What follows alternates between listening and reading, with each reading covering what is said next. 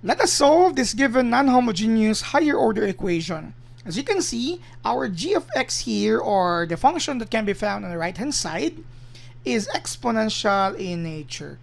Hence, we are going to use the general solution for our situations for non-homogeneous higher order equation where g of x, as mentioned, this one here, is exponential. We have this form, y is equal to y sub c plus y sub p.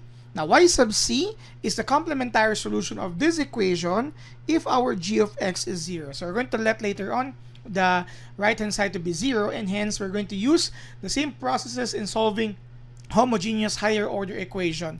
We're going to pass through auxiliary equation, what type of roots are there, and then decide on a general solution among those 4 different situations. For y sub p, we are going to implement a specific form for y sub p. Please refer to this table below. On the 7th row of this table, we could see that we have the form of y sub p in a form of a e to the power of what is the exponent of your exponential notation e. In this case, you have 2x, so we have e to the power of 2x. We are going to use this form and solve the coefficient a later for the particular solution, and it will be integrated on the y sub c solution. So first, let's start with y sub c. Let's deal with that later. So we will have here this equation. If we're going to let the g of x equal to 0, we will have this form in differential with differential operator d. This is d squared, then plus 1 times y is equal to 0. Take note, there's no first order derivative there, so we don't have d here. Only 1, as we have y here, which is 1 times y. Our auxiliary equation now will be in this form, m squared plus 1 equal to 0. So our goal is to solve for the roots of this given auxiliary equation. We can do that by moving 1 on the other side. You have negative 1. So taking the square root of both sides, you have plus minus the square root of negative 1, which is equal to plus minus I. This means that our roots for the auxiliary equation are imaginary, and we're going to use the general solution for imaginary roots, and we have in this form y is equal to, or y sub c, let's label it y sub c because it's what we're looking for. So we have here e to the power of ax times c sub 1 cosine of bx plus c sub 2 sine of bx. And where could we locate a and b? These roots could be expressed as a plus minus bi. So since there's no term here, our a is 0 and our b is just 1i, or simply 1. Hence, our y sub c is e to the power of 0x times c sub 1 cosine of 1x plus c sub 2, that's sub 2 sine of 1x, or in simplified form, that's just equal to 1, c sub 1 cosine of x plus c sub 2 sine of x. This is just for our y sub c. So we are almost done because we already have half of the solution. The next part now is to look into y sub p, considering the correct value for your a. Let me move the original equation here.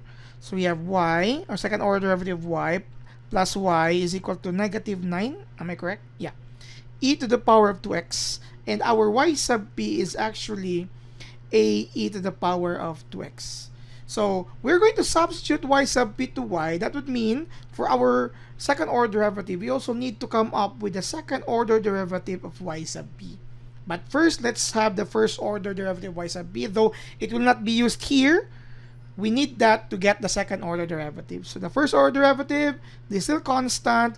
The derivative of e to the power of 2x is still e to the power of 2x. But according to the chain rule, the derivative of the exponent is 2. Hence, our form here for the first order derivative of y sub p is 2a e to the power of 2x. Now, for our second order derivative of p, y sub p rather, let's take this as a constant. So you have 2a and e to the power of 2x as the derivative rather of e to the power of 2x. And then again, for the exponent, you have another 2 here. So your second order derivative is 4a e to the power of 2x. As mentioned, we will be substituting that on the second order here and this for our first order to solve for the coefficient a. So we'll have here 4a e to the power of 2x. We don't need this again. Let's jump here. Plus a e to the power of 2x is equal to negative, sorry, this is equal to negative 9 e to the power of 2x. So this is actually 5 a e to the power of 2x is equal to negative 9 e to the power of 2x. To solve for a, you can divide both sides by 5 e to the power of 2x to cancel this, leaving a. So you also have here 5 e to the power of 2x to cancel that. You will get a value of a which is negative 9/5. And this is the only coefficient we need to come up with our correct form for y sub b. That would mean y sub b is just a e to the power of 2x, and your a is negative 9/5 e to the power of 2x. Okay, now we have y sub b. We already have our y sub c. Take note of the general solution combines them. So our solution here, y is just equal to y sub c plus y sub b. The y sub c is this one here. Please take note of that. This is what happened when our roots are imaginary. So please take a note of that. So you have c sub 1 cosine of x plus c sub 2 sine of x. And then your y sub b, since it's negative, you can have minus 9/5 e to the power of 2x. This is now our solution for the given equation, where our g of x is exponential in nature. So please take note of these processes. Please review on this as well because this is very important. And then you have this, just review your concept of differentiation. Thank you very much for watching.